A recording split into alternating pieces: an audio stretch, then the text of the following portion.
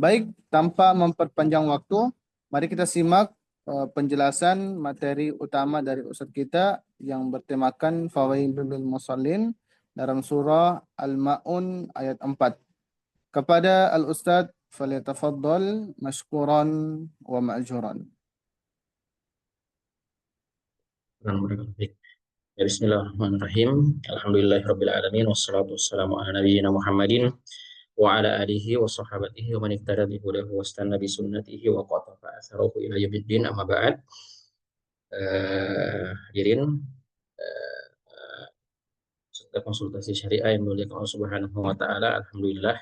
Nah, kembali kita memuji Allah Subhanahu wa taala pada kesempatan atau di malam eh, Rabu ini masih bisa berkumpul kembali bermajlis eh, secara virtual dalam eh, kegiatan konsultasi syariah, khususnya di setiap malam Rabu kita bersama membahas terkait fikih ibadah dan berapa segmennya, dan di setiap bulan mungkin kita ketemu di eh, akan membahas beberapa hal terkait eh, ibadah yang penting, ibadah yang agung, ibadah yang sama-sama kita istilahkan dengan ibadah pribadi yang kita pertanggungjawabkan masing-masing di hadapan Allah Subhanahu wa taala, insya Allah. Eh, Tema yang kita angkat adalah tema untuk yang kesekian kalinya ya, sebagaimana yang disebutkan oleh Ustadz Moderator, bahwasanya tema ini adalah tema yang berulang, yang kita sudah sampaikan berulang-ulang mukaddimahnya, dan saya merasa tidak pernah bosan untuk senantiasa mengangkat hal ini karena ini adalah sesuatu yang penting bagi pribadi kita masing-masing. Sebagaimana yang kita sebutkan tadi di awal, bahwasanya ibadah sholat adalah ibadah yang eh, ibadah wajib, eh, yang kita pertanggungjawabkan ke hadapan Allah Subhanahu wa taala. Kita diperintahkan untuk sholat dalam sehari semalam 5 waktu. Dan tidak bisa kita pungkiri bahwasanya sesuatu rutinitas yang selalu kita lakukan eh, akan menjadi sebuah kebiasaan. Ketika dia adalah sesuatu yang baik, kita biasakan tentunya menjadi sesuatu kebiasaan yang baik. Cuma kalau kita berbicara masalah ibadah, ketika ibadah kita anggap sebagai suatu kebiasaan, sesuatu kebiasaan. Namun yang perlu kita perhatikan baik-baik di sini, jangan sampai kebiasaan baik itu, kebiasaan ibadah kita itu menjadi sesuatu yang sesuatu rutinitas belaka. Sehingga esensi nilai ibadah yang seharusnya kita persembahkan ke hadapan Allah Subhanahu wa taala itu hilang. Hilang yang seharusnya kita jadikan momentum penghambaan diri kita 5 kali sehari semalam dalam wujud sholat wajib ini ke hadapan Allah Subhanahu wa taala, esensinya hilang karena dia hanya sekedar rutinitas belaka. Per hadirnya yang mulia Allah Subhanahu wa taala, sebagaimana yang eh, diangkat di tema Khairul Musallin, dan ayat ini potongan atau ayat dalam surat Al-Maun ini kan ada lanjutannya. Fawailul musallin alladzina hum an salatihim sahun. Celaka bagi orang-orang yang sholat. Ya, sholat sudah sholat, ya, tapi masih celaka. Tapi bagi siapa? Alladzina hum an salatihim sahun. Bagi yang melalaikan. Bagi yang melalaikan sholatnya. Bagaimana cara seseorang melalaikan ibadah-ibadah sholat, ibadah sholat mereka? Ya benar. Eh, Sebenarnya ketika seseorang memperhatikan sholatnya, dia menjadikan rutinitas ibadah sholatnya itu tidak lekang dari kegiatannya sehari-hari. Itu sudah bagus. Cuma sekali lagi ada hal yang tidak kalah penting untuk kita perhatikan dalam detail ibadah-ibadah sholat kita. Karena sekali lagi ibadah inilah yang akan kita pertanggungjawabkan secara pribadi, secara person-person di hadapan Allah Subhanahu wa taala.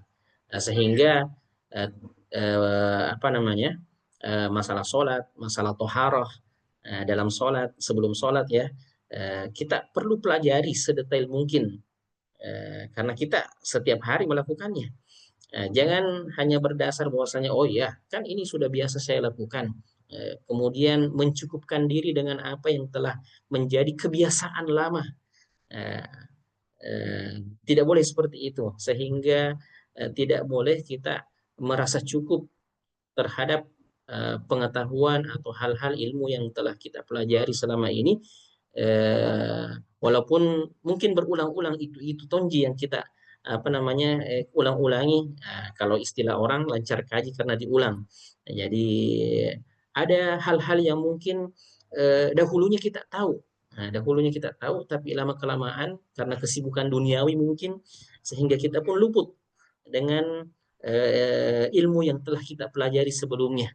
Nah, karena kita ini manusia biasa gampang lupa sehingga yang ilmu itu supaya apa namanya perlu untuk selalu di murojaah, selalu diulang-ulangi sehingga detail permasalahan terutama hal-hal yang wajib yang kita butuhkan sebenarnya perlu kita ulang-ulangi. Dan di kesempatan kali ini kita membahas terkait mukhalafat ya, mukhalafat kesalahan-kesalahan dalam ibadah sholat, dalam toharoh yang akan kita lanjutkan.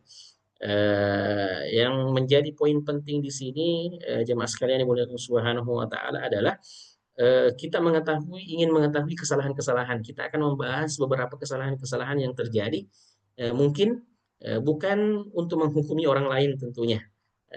Hasya wa kalla ya. Bukan itu maksud kita untuk belajar. Kita belajar untuk ilmu ini ada kita mengambil faidah, kita mengambil manfaat sebanyak-banyaknya. Nah, jadi untuk pribadi kita bukan untuk menghukumi orang lain bahwasanya oh saya tahu ini adalah kesalahan. Oh berarti fulan itu salah. Oh ya tidak seperti itu tujuan kita belajar ya. Dan insya Allah sebagaimana yang kita sudah sebutkan juga di kesempatan-kesempatan yang telah lewat, bahwasanya paling tidak secara garis besarnya ya, kesalahan-kesalahan dalam ibadah, terutama dalam ibadah sholat ini, entah itu berkaitan dengan toharo sebelumnya dan ibadah sholat secara khusus, paling tidak ada dua kesalahan yang terjadi. Nah, secara garis besarnya, kesalahan yang bisa menyebabkan batalnya ibadah sholat ini yang paling penting untuk kita perhatikan baik-baik. Nah, kemudian yang kedua adalah kesalahan-kesalahan yang mungkin terjadi, yang mungkin saja seseorang hamba itu, seorang muslim itu lakukan, tapi tidak sampai membatalkan ibadah sholatnya.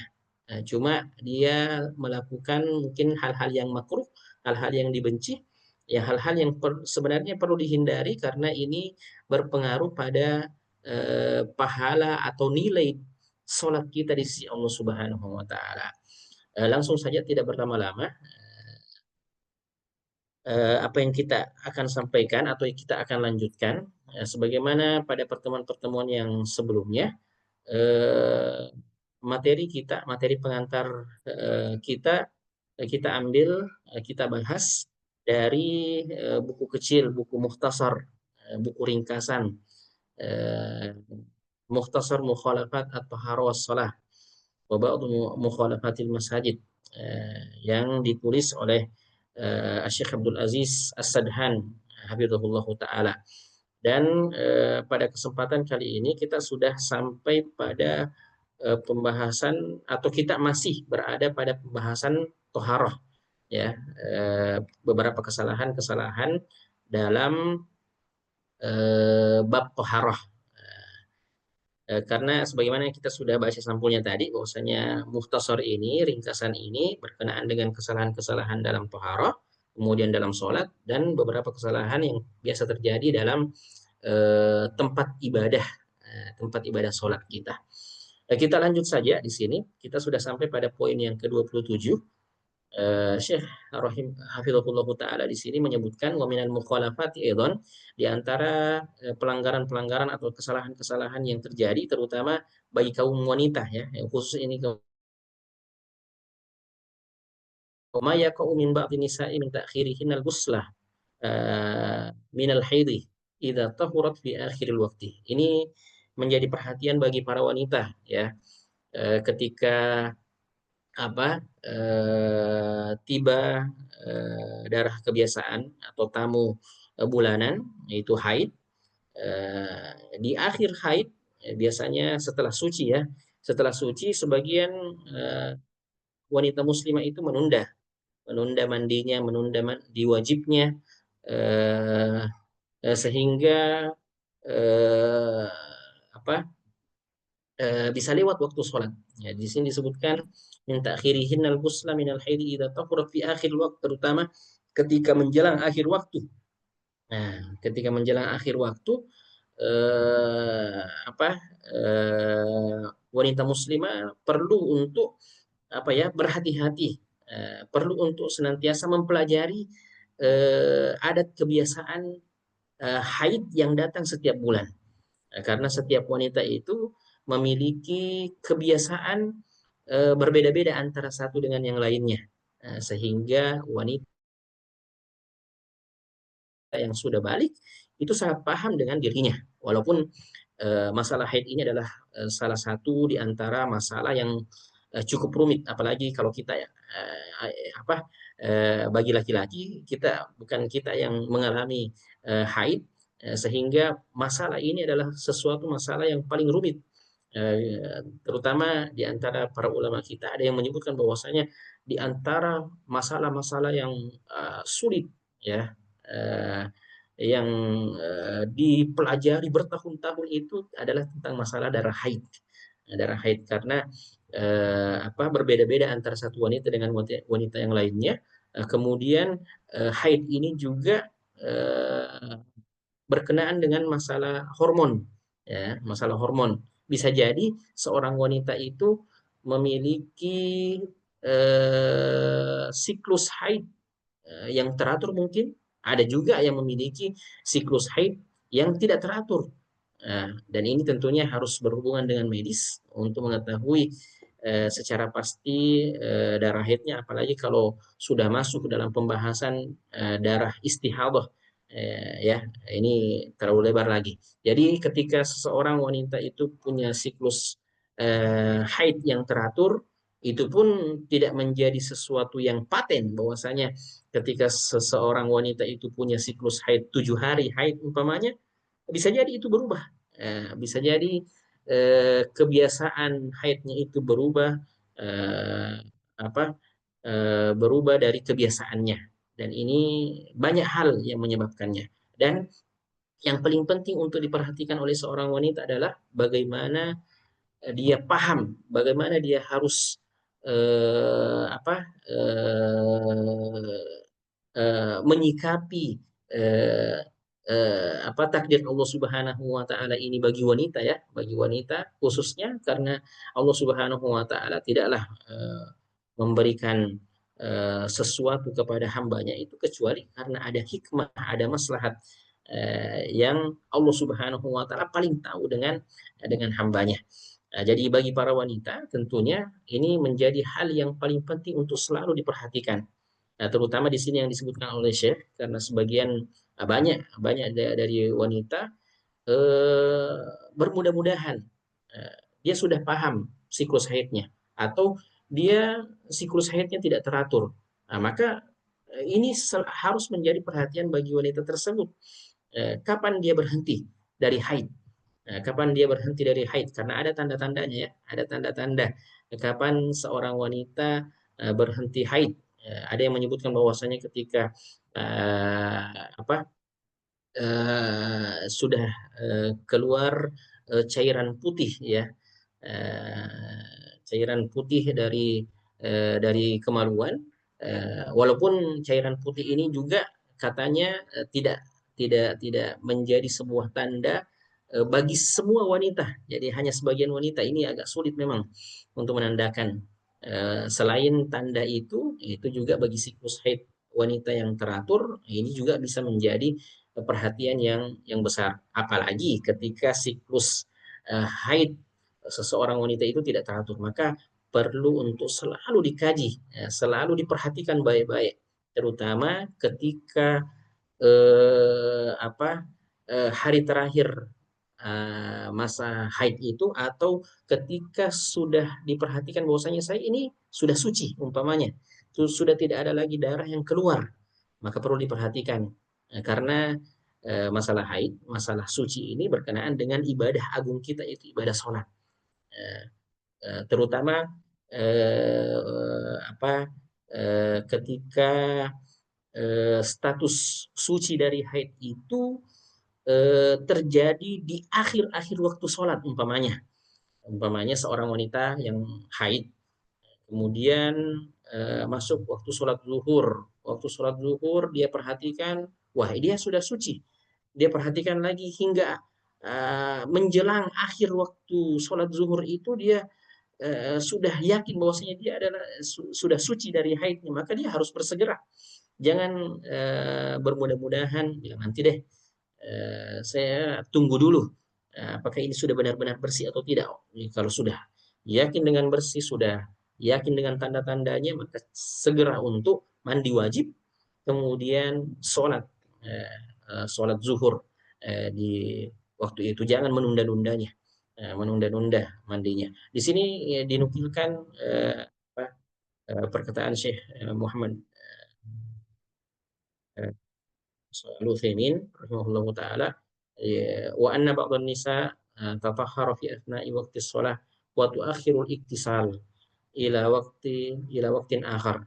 Jadi sebagian wanita sudah suci sebenarnya, namun menunda waktu menunda waktu mandi wajibnya itu di waktu sholat yang selanjutnya.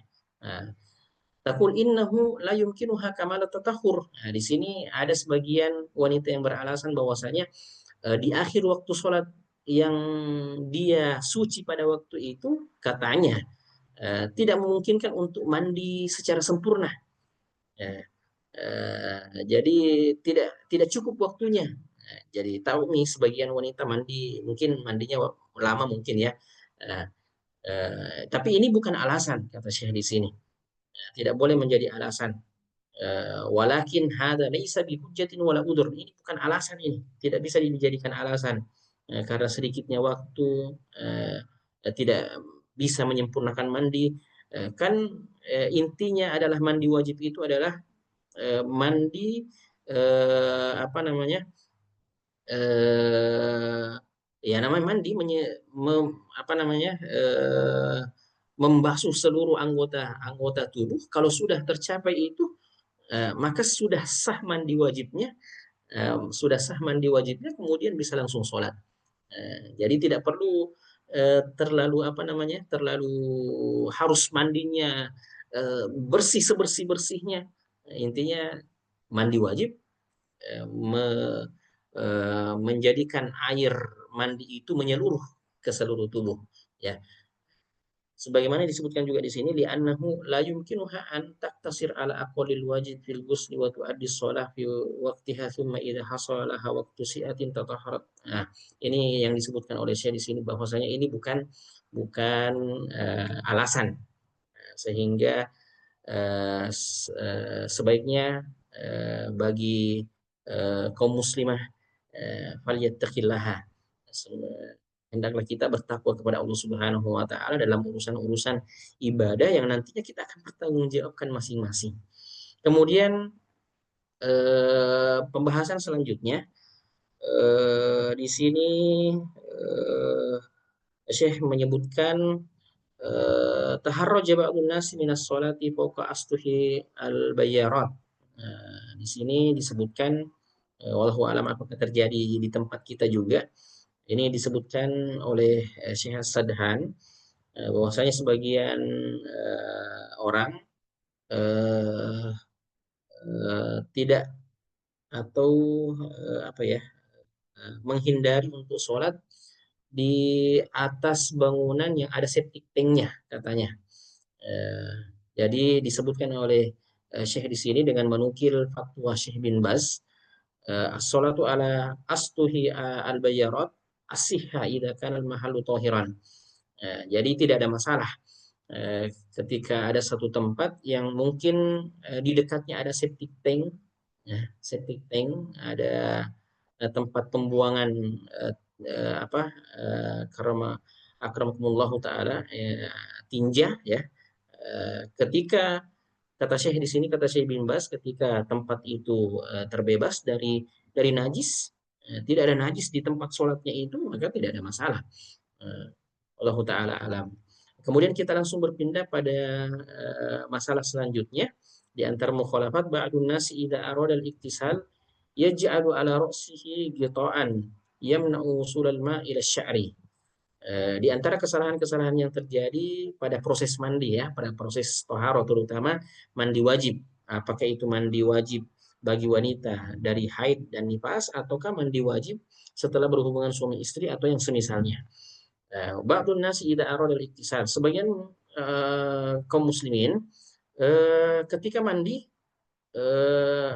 apa menutup kepalanya kan biasanya ada sebagian ya sebagian orang kalau mandi menutup ada penutup kepala yang biasa disediakan eh, dengan alasan bahwasanya apa tidak mau apa namanya merubah tatanan rambutnya sebagaimana disebutkan di sini wa kullu dzalika khasyata an yufsidal ma alaihi suhuf sya'r.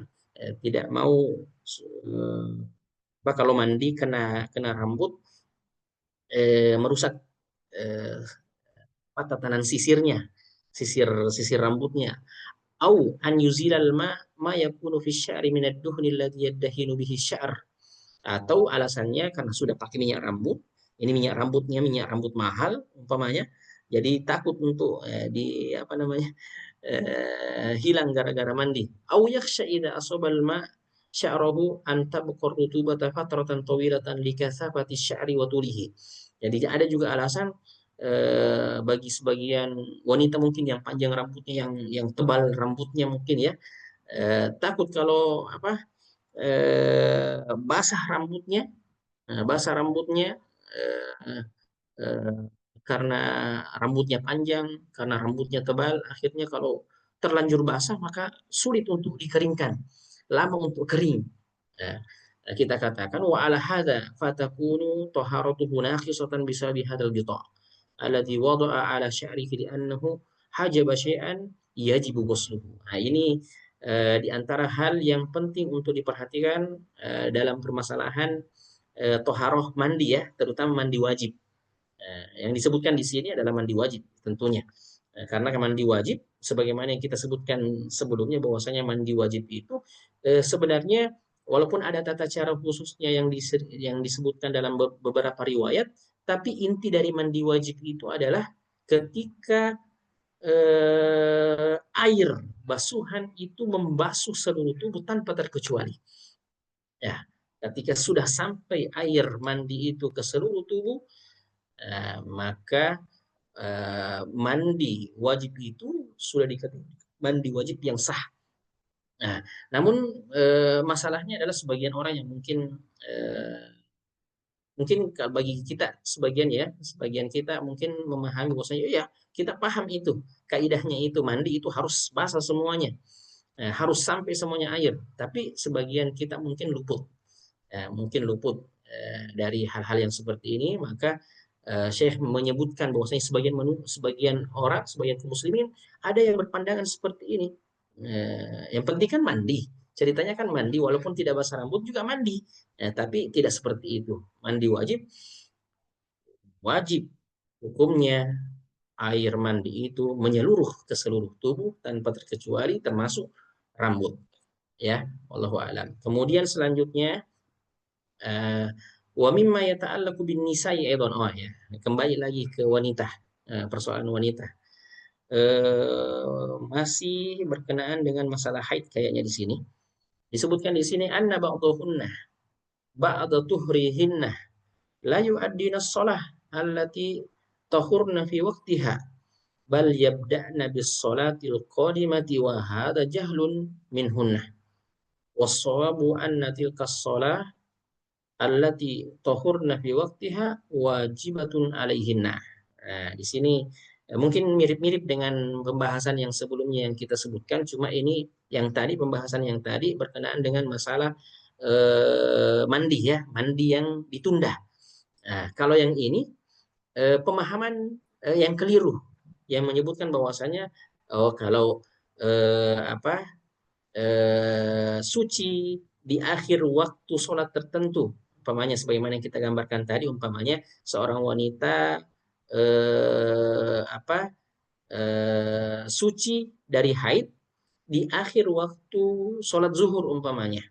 Nah, sebagian katanya kaum muslimah berkeyakinan bahwasanya apa waktu sholat tersebut itu tidak wajib karena dia suci di pertengahan waktu tersebut, ya, bukan di awal waktu. Nah, jadi sucinya bukan di awal waktu sholat zuhur itu, tapi dia di pertengahan waktu. Jadi dia menganggap bahwasanya, oh dia tidak wajib untuk melaksanakan sholat di waktu zuhur tersebut. Jadi sholat zuhur itu sudah tidak wajib baginya. Nanti wajib di sholat asar. Jadi kemungkinan dia mandi di waktu sholat zuhur itu, cuma dia tidak sholat zuhur karena pemahaman yang keliru. Nah, pemahaman yang keliru. Nah, sebagaimana yang disebutkan di sini juga ada nukilan fatwa dari Syekh Utsaimin. Qala Syekh Ibnu Utsaimin rahimahullah taala, amma idza tahurat wa kana baqiyan minal waqti miqdar rak'atin fa aktsar fa innaha tusalli dhalikal waqt alladhi tahurat fihi di qaulihi alaihi salatu wassalam man adraka rak'atan minal asri qabla an taghruba asy-syamsu faqad adraka al-asr. Nah, ini disertai dengan dalil yang disebutkan oleh Syekh Utsaimin. Di sini disebutkan amma idza tahurat ketika seorang wanita itu setelah suci dari haidnya atau nifasnya wa kana baqiyan minal waqti miqdar rak'ah. Nah, jadi di sini di akhir waktu. Nah, di akhir waktu kira-kira setelah bersuci, setelah mandi ya, setelah mandi wajib atau setelah dia dia suci dan kira-kira masih ada waktu dia melakukan sholat sekadar 1 rakaat, nah, atau lebih. Fa innaha tusalli dzalikal waqt alladzi tahurat fihi. Maka dia wajib untuk sholat karena dia sucinya saat waktu sholat tersebut. Sebagaimana ya apa sabda Nabi Shallallahu Alaihi Wasallam, man adraka rak'atan minal asri, barang siapa yang mendapati 1 rakaat dari sholat asar sebelum tenggelamnya matahari ya, maksudnya sebelum masuk waktu maghrib, faqad adrakal asar, maka dia telah mendapatkan waktu asar. Jadi ini sebagaimana yang dipahami para ulama kita, maka ketika seorang mendapati waktu sholat tertentu, maka dia wajib untuk sholat tersebut. Nah, ketika seorang mendapati dia sholat sekedar 1 rakaat walaupun lewat nantinya, maka dia telah mendapatkan apa sholat asar tersebut sebagaimana yang disebutkan di hadis ini adaan ya, bukan qadha. Ya, ya, kita lanjut saja. Ya, jadi sekali lagi kita ulangi bahwasanya hendaklah bagi wanita muslimah eh, memperhatikan baik-baik berkenaan dengan masalah haid ini, darah kebiasaan ini yang tentunya tidak bisa kita apa hanya sekedar berdasarkan kebiasaan-kebiasaan yang lalu karena sebagaimana yang kita sebutkan tadi ya, kadang kebiasaan-kebiasaan haid itu juga berubah. Ada perubahan waktu, perubahan tempat, perubahan hormon. Ini juga hormon ini bagi wanita juga mempengaruhi siklus haid juga eh, apa berkenaan dengan masalah faktor penyakit umpamanya ini penting untuk senantiasa selalu dipelajari, selalu dipantengi karena berkenaan dengan sekali lagi berkenaan dengan masalah masalah kewajiban kita sebagai muslimin. Eh, mungkin ini yang terakhir atau sebelum terakhir ya, masih tentang wanita.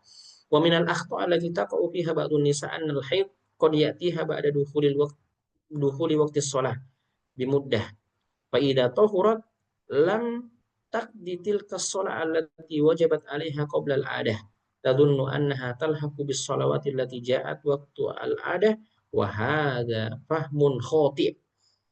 Faqad sabatat as-shalatu fi dimmatiha wa lizaman 'alaiha an taqdiyaha. Jadi di sini sebutkan di antara kesalahan kesalahan wanita ya, wanita muslimah, anal haid qad ya'tiha ba'da dukhulil waqt. Jadi ini berbicara masalah permulaan waktu haidnya. Tadi yang 2 poin yang sebelumnya berkenaan dengan akhir masa haid. Nah, kalau ini berkenaan dengan awal masa haid. Nah, kita lanjut. Ya'tiha ba'da dukhulil waqt. Umpamanya seorang wanita haid. Nah, haid di awal waktu sholat tertentu. Nah, jadi sudah masuk waktu, umpamanya masuk waktu sholat zuhur. Sudah azan di masjid, kemudian berlalu beberapa saat, ternyata dia haid. Pada saat itu setelah masuk waktu sholat. Faidah tahurat, ketika selesai masa haidnya itu, lantak ditilkas sholah. Jadi sebagian wanita beranggapan bahwasanya sholat yang tadi, jadi kan ceritanya ini apa umpamanya masuk waktu sholat zuhur. Di antara kebiasaannya mungkin sholatnya nanti di jam 1 atau jam setengah 2, karena wanita tidak wajib sholat di masjid umpamanya ya. Jadi ditunda beberapa saat sholatnya karena mungkin kesibukan di dapur, karena biasanya emak-emak sibuk di dapur ya, sibuk di dapur sehingga tidak langsung otomatis ketika azan langsung sholat. Nah, sebagian berpandangan bahwasanya ya karena tidak sempat kemudian langsung haid, jadi ya tidak wajib. Nah, tidak wajib, kata Syekh di sini ini adalah pemahaman yang keliru. Ketika seorang wanita mendapati waktu sholat, kemudian setelah itu dia haid, maka waktu sholat tersebut dia wajib kerjakan. Dia wajib qadha setelah dia bersih nantinya. Walaupun di sini ada isyarat khilaf dari kalangan para ulama kita, memang ada khilaf di kalangan para ulama, ada yang mengatakan ketika masuk waktu sholat kemudian haid, ada yang merincikan bahwasanya ketika tidak lalai, tidak ada kelalaian bagi seorang wanita itu untuk melaksanakan sholat dengan segera, maka dia tidak wajib. Dia tidak wajib menggantinya setelah suci. Adapun ketika sempat di sebenarnya dia lakukan, dia sholat sebelum dia haid, akan tetapi karena kelalaiannya, karena dia tunda sholatnya, akhirnya haid, akhirnya tidak sholat nih. Nah, ini kelalaian. Jadi ya ada isyarat khilaf di sini. Sebagian berpendapat bahwasanya tetap wajib bagaimanapun keadaannya.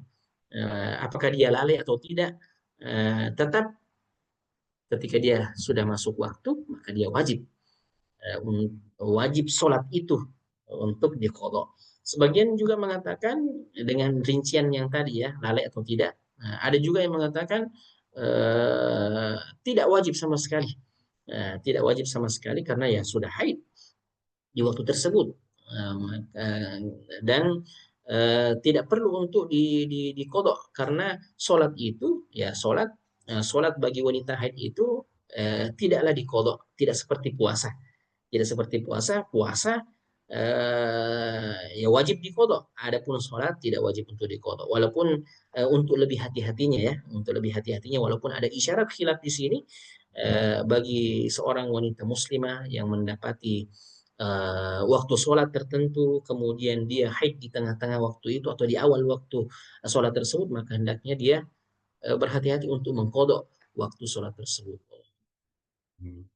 Mungkin cukup ya, mungkin ini sudah terlalu panjang mukadimahnya. Nanti kita akan lanjutkan beberapa hal terkait masalah wanita karena masih ada pembahasan terkait itu. Wallahu ta'ala.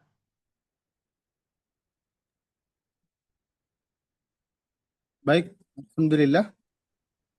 Jazakallah khairan Ustaz atas materi pengantar yang sangat luar biasa. Nasihat tentang masalah sholat, dan ini merupakan suatu hal yang kita sangat butuhkan tentunya untuk menjaga sholat kita, untuk menyempurnakan sholat kita. Dan Alhamdulillah para pemirsa yang dirahmati oleh Allah Subhanahu wa Ta'ala, kembali kami berikan kesempatan kepada para pemirsa konsultasi syariah yang ingin bertanya kepada Ustadz kita, bisa langsung melalui kolom komentar Zoom atau bisa dengan menghubungi nomor WhatsApp 0813 5444 0897, atau bisa raise hand dengan mengangkat tangan. Silahkan para pemirsa sekalian yang ingin bertanya langsung kepada Ustadz bisa langsung melalui kolom Zoom ini. Dan Alhamdulillah Ustadz, sudah ada beberapa pertanyaan berkaitan dengan tema ini atau berkaitan dengan ibadah. Pertanyaan pertama Ustadz, Bismillah, bagaimana cara mengganti sholat yang terlupa? Contoh sholat Isya terlupa malamnya dilakukan dan siang besoknya baru teringat. Apakah langsung diganti atau menunggu waktu Isya kembali baru dilakukan? Mana yang lebih afdol? Terima kasih Ustaz. Ya. Baik. Pertanyaan yang pertama terkait itu ya, lupa atau terluput. Tadi pertanyaannya lupa ya. Nah, Ustaz, lupa Ustaz. Lupa. Yang pertama tentunya sebagai seorang yang beriman, sebagai seorang Muslim, tentunya ibadah sholat ini adalah menjadi sesuatu hal yang prioritas dalam kehidupan kita, dalam aktivitas kita.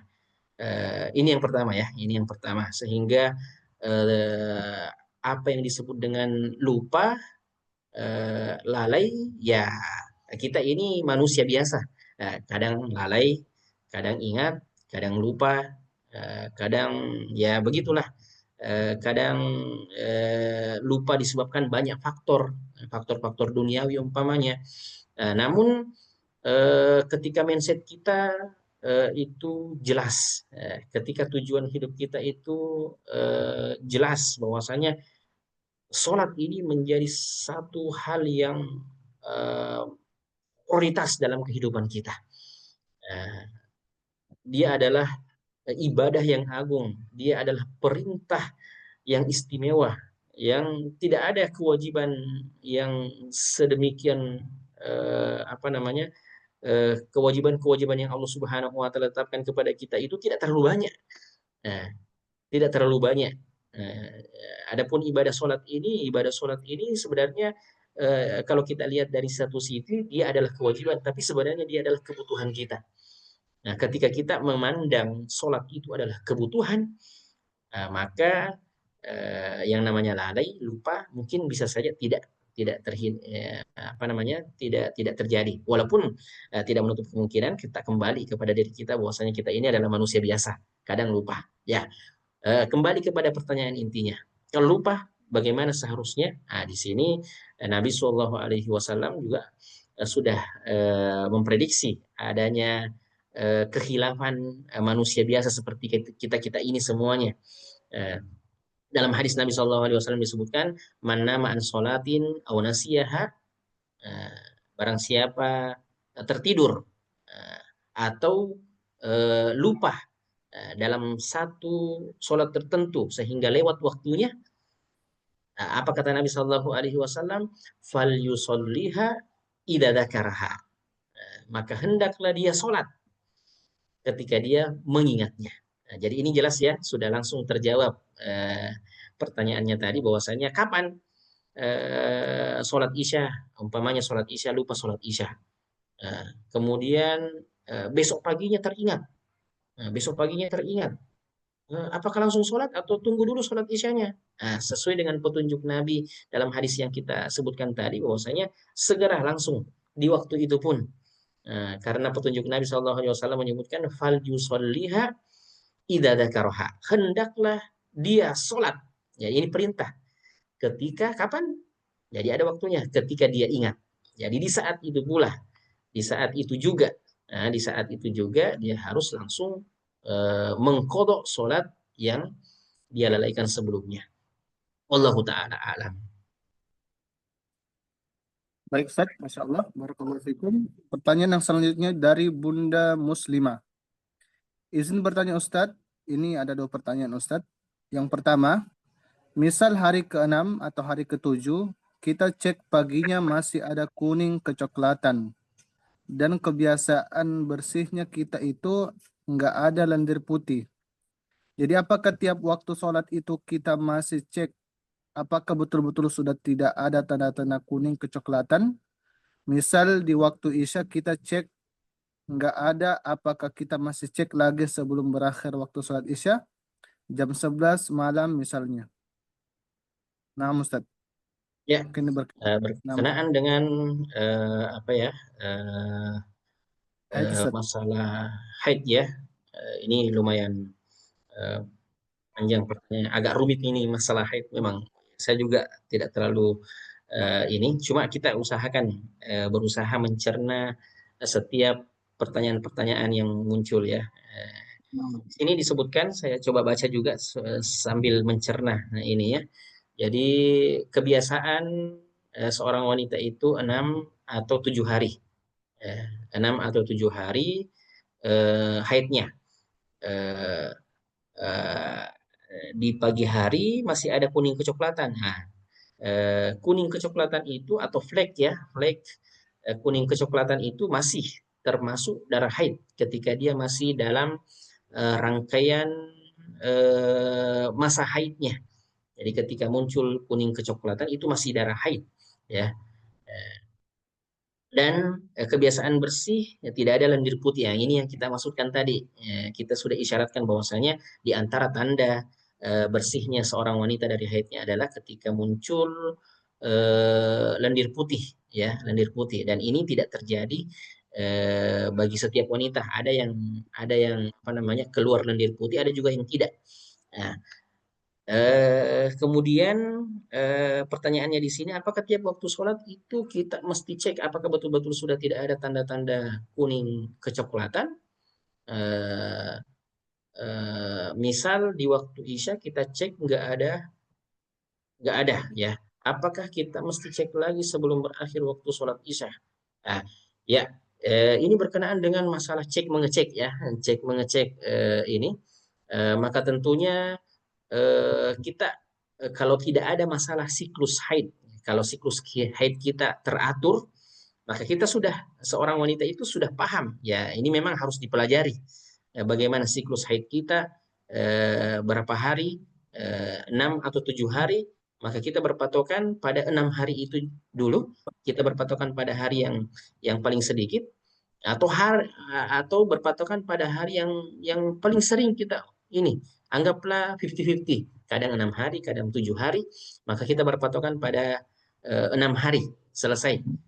Maka setelah selesai 6 hari itu maka kita perlu cek betul-betul, cek setiap awal waktu sholat dan di sebelum berakhir waktu sholat itu apakah sudah bersih dan sudah tidak ada flek kecoklatan atau flek merah atau yang semisalnya. Nah, ketika sudah tidak ada di akhir waktu itu maka ya kita sudah yakin dengan sucinya diri kita itu, walaupun tetap eh, kita berpatokan pada apa namanya pada itu tadi kebiasaan kebiasaan umpamanya 7 hari, maka di hari ketujuh itu memang kita perlu senantiasa mengecek ya, mengecek harus dicek memang, apalagi kalau tidak ada tanda khusus tadi yang disebutkan oleh Nabi juga yang berkenaan dengan lendir putih itu. Kalau tidak ada itu maka ya kita bertakwa kepada Allah Subhanahu wa taala, senantiasa mempelajari bagaimana kebiasaan kita, bagaimana kondisi kita ya, kita sebagai apa namanya seorang wanita yang tahu, karena kita kan paling paling tahu dengan keadaan kita masing-masing. Apakah sudah tidak ada apa sisa darah haid ada beberapa tips ya, beberapa tips. Walau alam saya juga tidak terlalu paham bagaimana cara mengecek. Ada yang mengatakan harus dicek dari ini, dari celana mungkin, atau dicek dari kemaluannya dan sebagainya untuk memastikan betul-betul bersih. Jadi seorang wanita hendaknya bertakwa kepada Allah Subhanahu wa taala. Kalau memang sudah yakin bersih, maka segera untuk melaksanakan sholat, apalagi terutama di akhir-akhir waktu ya. Ini paling penting untuk diperhatikan di akhir waktu sholat. Nah, di sini lebih spesifik di waktu sholat isya umpamanya. Nah, di waktu sholat isya, eh, tentu seorang wanita itu paham ketika di akhir-akhir masa haid itu kan sudah tidak lancar, sisa sedikit-sedikit, sisa flek mami itu yang ada. Sehingga umpamanya kalaupun flek itu berlangsung sampai malam umpamanya ya, ya sampai akhir waktu sebelum tidur itu dicek ya. Dicek apakah memang sudah tidak ada.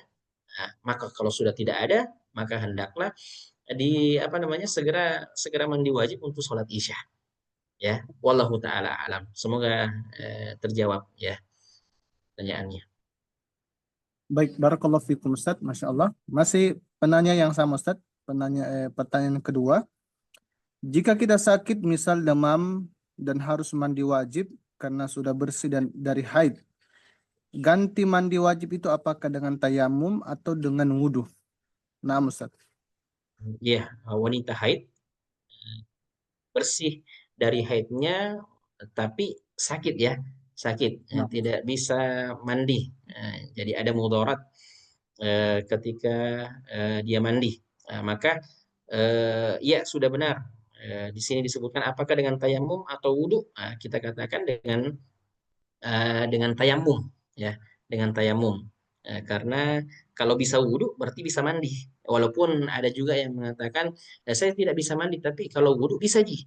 Tapi kalau dalam posisi yang seperti ini, maka kalau memang tidak bisa mandi umpamanya, dan ketika kita sudah berkonsultasi dengan ahli kesehatan, kalau mandi bertambah bertambah penyakit umpamanya, bertambah lama sembuhnya penyakit ini. Dan yang perlu kita perhatikan adalah mandi itu adalah eh, sampainya air ke seluruh tubuh. Tidak perlu harus harus mandi, harus pakai sabun umpamanya eh, banyak-banyak, kemudian pakai sampo banyak-banyak. Intinya mandi wajib itu adalah ketika sudah air itu sudah membasuhi seluruh tubuh dengan tentu dengan keyakinan sampainya air mandi itu ke seluruh tubuh. Kalau bisa jadi seperti itu, kalau seorang wanita bisa mandi dengan kadar yang wajib, ya, dengan kadar wajib itu, maka tentunya dengan mandi. Tapi kalau mandi dengan kadar minimal tersebut juga tidak memungkinkan dan bisa memudaratkan pada kondisi kesehatan, maka ya untuk sholat ya tayamum. Melakukan tayamum sebagai pengganti eh, apa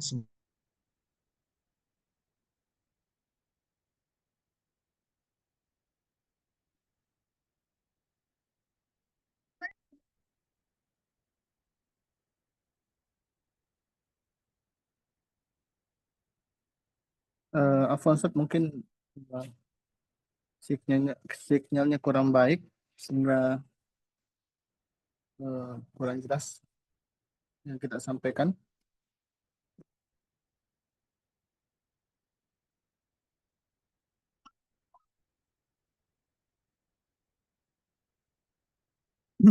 Ya baiklah, mungkin kita tunggu sebentar Ustaz kita karena mungkin sinyal kurang baik. Ya.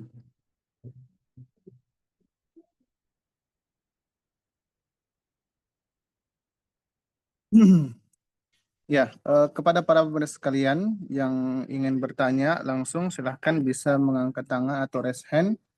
Dan kami juga sampaikan kepada para pemirsa sekalian untuk ketika bertanya bisa menyebatkan namanya agar kita bisa sebutkan nama. Ya.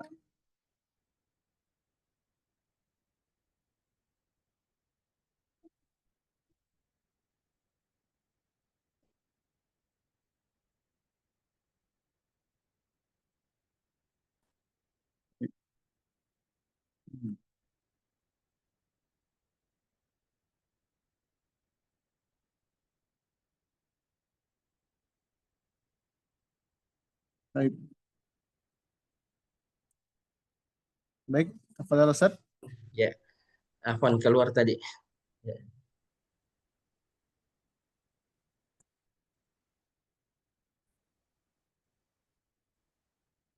Tes cek bagaimana suara? Nah, Ustaz. Tes cek. Jelas, Ya, Alhamdulillah, jelas, Ustaz.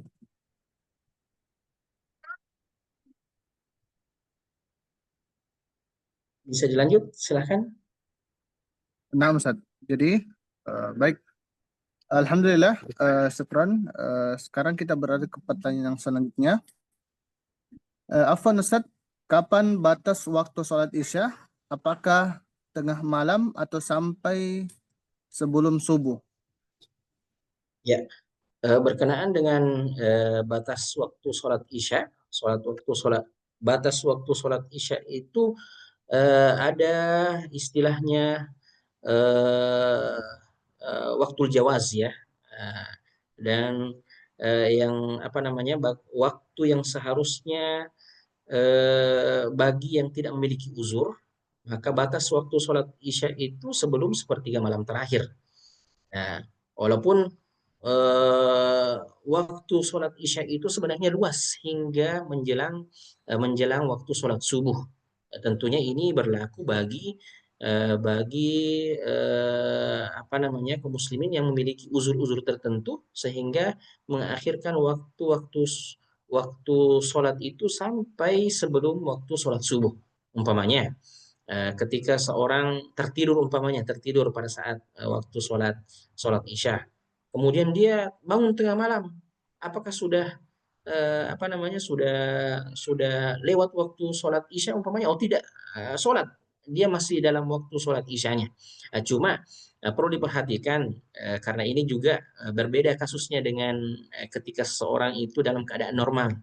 Nah, dalam keadaan normal tentunya yang paling afdal adalah di awal waktu. Nah, di awal waktu tidak perlu harus mencari kapan akhir waktu, nanti di akhir waktu saya sholat. Oh tidak. Jangan sampai terjadi kelalaian sehingga keluar dari waktu sholat, maka kita katakan sholat untuk dalam keadaan normal itu ya hingga sebelum masuk sepertiga malam terakhir. Ya, biasanya sepertiga malam terakhir itu sekitar jam 12-an ke atas lah. Jadi itu batasnya. Tapi bagi orang-orang yang beruzur umpamanya itu sholat isya itu bisa berlangsung sampai sebelum waktu subuh. Wallahu taala alam. Masya Allah. Baik, kita beralih ke pertanyaan yang selanjutnya Ustaz dari Ummu Abdillah. Afwan Ustaz izin bertanya, bolehkah menggabungkan niat sholat rawatib 2 rakaat setelah Isya dengan niat sholat witir? Jadi 2 rakaat sholat ba'diyah Isya disatukan niatnya dengan 2 rakaat awal witir, lalu tinggal tambah 1 rakaat lagi jadi 3 rakaat witir. Nah, Ustaz. Oke. Ya, berkenaan dengan menggabungkan niat rawatib ba'diyah isya dengan witir ya. Kita katakan kalau witir, sholat witir itu secara umum berbeda dengan sunnah rawatib. Eh, jadi yang namanya witir, witir adalah ganjil. Witir adalah ganjil. Adapun sholat rawatib sama dengan sholat-sholat rawatib, sholat sunnah secara yang lainnya, baik itu sholat sunnah yang mutlak dan yang semisalnya dilaksanakan dengan 2 rakaat. Sholatul laili, sholatul nahari, masna masna, 2 rakaat, 2 rakaat. Kita katakan tidak mungkin bisa di ini karena satu ganjil, satu genap. Nah, di sini pertanyaannya lebih spesifik. Bagaimana kalau kita gabungkan antara karena tata cara sholat witir itu ada yang bisa apa? Ada yang kalau 3 rakaat boleh dilakukan 2-1, bisa juga dilaksanakan 3 rakaat sekaligus. Nah, ketika 3 rakaat sekaligus mungkin tidak bisa.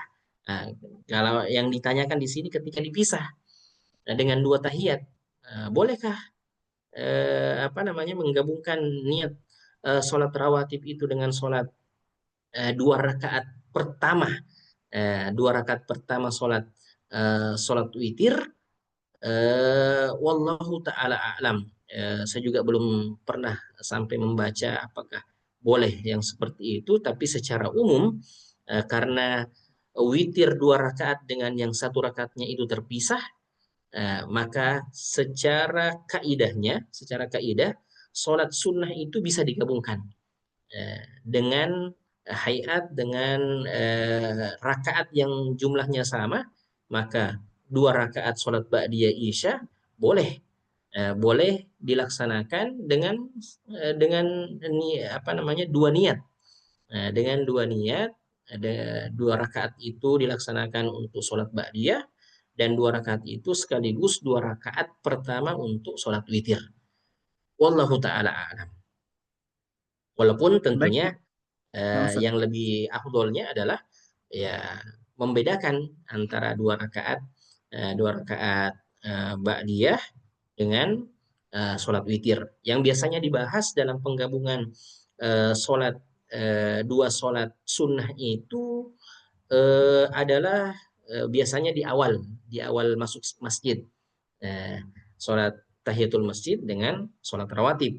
Atau ada juga yang apa namanya ingin meniatkan sholat sunnah wudhu dengan sholat sunnah tahiyatul masjid. Atau sampai menggabungkan 3 niat sholat sunnah wudhu, kemudian sholat sunnah tahiyatul masjid, dan sholat rawatibnya. Wallahu ta'ala alam. Baik, terima kasih kepada Ummu Abdullah. Kita beralih kepada pertanyaan dari Ummu Faruk. Afwan Ustaz, saya bersih total dan mandi di waktu duha. Apakah saya harus mengganti sholat subuh saya Ustaz?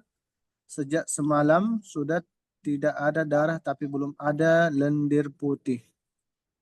Nah Ustaz. Ya. Oke. Eh, Tanda bersihnya seorang wanita dari haidnya itu salah satunya adalah lendir putih ya. Tadi ya ketika eh, seorang wanita punya apa namanya kebiasaan ada lendir putih setelah haid. Cuma ketika sudah yakin sudah kering, sudah tidak ada lagi darah yang keluar, dan dia sudah yakin bahwasanya ini adalah hari terakhirnya, masa terakhir siklus haidnya, hari terakhir haidnya, maka bersegera untuk bersuci, apalagi di waktu subuh ya, apalagi di waktu subuh ketika dia sudah yakin sebelum subuh itu. Nah, sebelum subuh itu apa namanya sudah bersih, tidak ada lagi darah haid, kemudian tidak ada lagi flek, dan dia yakin bahwasanya ini adalah hari terakhir, ini sudah hari terakhir dari kebiasaan haidnya umpamanya. Maka kalau sudah yakin, maka Anda telah bersih. Kalau sudah bersih, maka silahkan segera mandi wajib untuk melaksanakan sholat subuh. Nah, kalau ditunda, maka tentunya hal yang seperti ini sekali lagi hendaklah kita bertakwa kepada Allah Subhanahu wa taala, memperhatikan hal-hal yang seperti ini. Eh, Walaupun di sini alasannya belum ada lendir putih, tidak mesti harus ada lendir putih. Lendir putih itu satu di antara tanda berhentinya haid. Jadi kalau sudah bersih, tidak ada lagi darah yang keluar, dan kebiasaannya seperti itu, kalau di akhir masa haid itu dan kita sudah yakin itu adalah hari terakhir dan sudah di penghujung masa haidnya, maka ya jelas sudah suci. Segera mandi wajib sebelum melaksanakan sholat subuh. Wallahu taala alam. Nah, di sini pertanyaannya ya, apakah saya harus mengganti karena sudah bersih? Ya ini menjadi sebuah kelalaian tentunya. Maka untuk sebagai kehati-hatiannya adalah mengganti sholat subuh itu. Wallahu taala alam. Baik. Baik, pertanyaan yang selanjutnya Ustaz dari Ibnu Tajuddin. Bismillah.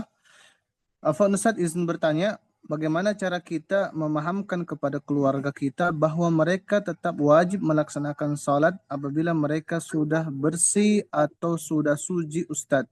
Dan apakah keramas selama haid itu tidak diperbolehkan, Ustadz? Karena itulah pemahaman di saudari-saudari kita yang awam. Keramas saat haid itu tidak boleh, Ustadz, sampai dia benar-benar bersih atau suci baru boleh keramas, Ustadz. Mohon penjelasannya, Ustadz. Ya, pertanyaannya di sini cara memahamkan. Nah, Ustadz. Sudah bersih, mereka sudah bersih, sudah suci. Cara memahamkan ya. Nah, Nah, Ustadz. tentu hal yang seperti ini sekali lagi dari satu wanita dengan wanita yang lainnya itu berbeda kasusnya. Memang harus betul-betul dipelajari baik-baik, terutama sohibul hajah yang punya masalah ini. Jadi, jadi perlu dikonsultasikan benar-benar. Perlu ada edukasi memang bagi wanita-wanita muslimah terkait masalah haid ini dan kewajiban ibadah sholat yang agung ini yang tidak boleh dimudah-mudahkan. Eh, eh, jadi minta taufik kepada Allah Subhanahu wa taala seraya memberikan wasilah-wasilah yang apa namanya yang bisa mengedukasi eh, mereka para secara umum eh, apa namanya kepada saudari-saudari muslimah kita untuk memperhatikan masalah-masalah yang mungkin kelihatannya kecil tapi ini besar pertanggung jawabnya di hadapan Allah Subhanahu wa taala. Baik. Nah, Masya Allah. Barakallahu fikum, Ustadz.